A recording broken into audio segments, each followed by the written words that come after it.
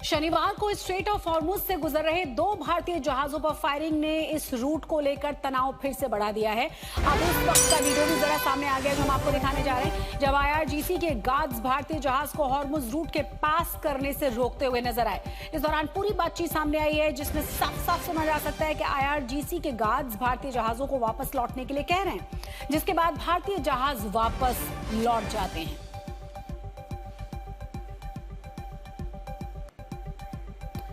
तो IRGC guards ने तमाम जहाजों को वापस लौटने के लिए कहा। फायरिंग की भी खबरें आई हैं और ये वीडियो और ऑडियो भी सामने आ गया है इस बातचीत का जो हम आपको दिखाने जा रहे हैं। लेकिन आपको बता दें कि ढेर सारे सवाल और फिर से एक बार तनाव बरकरार है स्ट्रेट ऑफ हॉर्मुज में।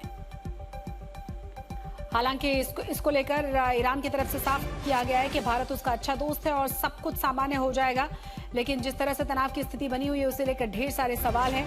अमेरिकी नेवल घेरेबंदी के बाद ईरान की तरफ से फिर से साफ किया गया था कि हॉर्मुज को नहीं खोला जाएगा जब तक कि अमेरिका की घेरेबंदी वहां से नहीं हट जाती है। इसी बीच भारतीय जहाजों पर फायरिंग की खबर आई और जिस तरह का तनाव बरकरार, जिस तरह का ऑडियो सामने आया है, उसके बाद कई सवाल फिर से उठ रहे हैं। तो हॉर्मुज में तनाव एक बार फिर से बढ़ चुका है। भारत के झंडे वाले एक टैंकर पर गोलीबारी के बाद जहाज को वापस लौटना पड़ा। हालांकि गोलीबारी में किसी के घायल होने की खबर नहीं है।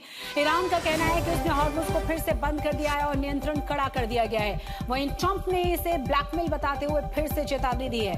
हॉर्मुज को लेकर जिससे पूरी दुनिया में ऊर्जा संकट है, एक बार फिर से आशा की किरण जो नजर आई थी। जिस तरह का ऐलान किया गया था सीजफायर के बाद, ईरान की तरफ से तनाव एक बार फिर से बढ़ा हुआ नजर आ रहा है, जिसमें साफ कर दिया गया ईरान की तरफ से कि हॉर्मुज एक बार फिर से कड़े निर्देशों के बाद बंद कर दिया गया है और पूरी तरह से बंद कर दिया गया है। और उसकी वजह बताई गई है अमेरिका की वो नेवल घेरेबंदी जिसके बारे में अमेरिका लगातार अड़ा हुआ है। और उधर अमेरिका की तरफ से भी इस बयान के बाद ईरान को एक बार फिर से कड़ी चेतावनी दी गई है।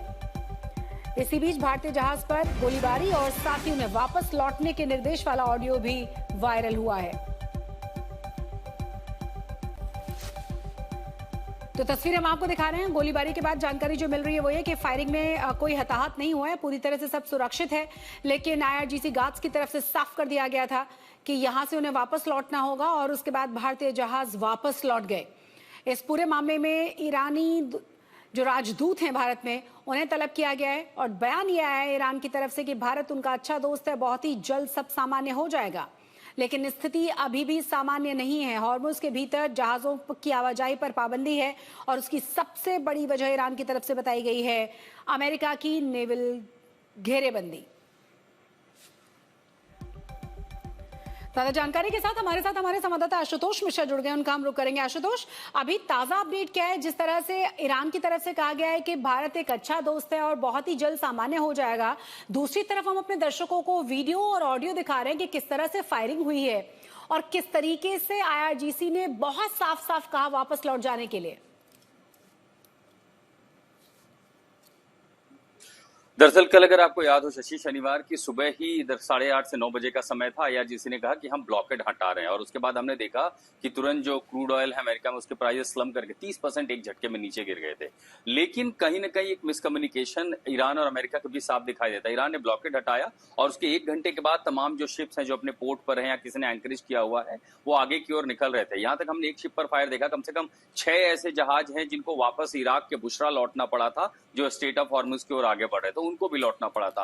और करीबन 40 से 45 ऐसे शिप हैं जिनको वापस अपने अपने पोर्ट पर, हम दरअसल वो जो मरीन वेसल्स का ट्रैफिक है उस पर देख रहे थे रियल टाइम में डेटा। तो अचानक से 2 घंटे के अंदर ये हुआ, क्योंकि जैसे उन्हें लगा कि आप ईरान ने तो हटाया लेकिन अमेरिका ने रेसिप्रोकेट नहीं किया। अमेरिका का ब्लॉकेड लगातार वहां कंटिन्यू है और इसी के बाद IRGC की ओर से तुरंत फिर यह फैसला लिया गया कि जब तक अमेरिका वहां से पीछे नहीं हटेगा, क्योंकि मान लीजिए ईरान की सीमा के बाहर वो ब्लॉकेड हट जाता है, बाकी शिप्स जा रहे हैं, उनको नियंत्रण अगर अमेरिका कर रहा है तो ईरान ने, उनके विदेश मंत्रालय ने पहले कहा था कि हॉर्मुज पर हमारा नियंत्रण है, यहाँ का ट्रैफिक, यहाँ कौन आएगा, कैसे जाएगा, ये हम देखेंगे। तो उनको सोवरेनिटी जो होती है, सार्वभौमिकता को अमेरिका ने चुनौती दे दी कि वो भी गल्फ ऑफ पर्शिया में हॉर्मुज को अगर कंट्रोल करेगा, ये IRGC को मंजूर नहीं है। वो कह रहे कोई और हमें नियंत्रित नहीं कर सकता, और इसीलिए फिर ईरान ने अपना ब्लॉकेड जो हटा लिया था उसे वापस लगा दिया। अब ये जो शिप है जिस दरमियान ये रिलीफ मिला था, ये आगे बढ़ चुके थे और इसीलिए इस पर वार्निंग शॉट फायर किया गया था, और अभी तक वार्निंग सिर्फ एक शिप पर ये फायर हुआ, जिसके बाद भारत ने संज्ञान लिया, उनके राजदूत को बुलाया, तलब भी किया।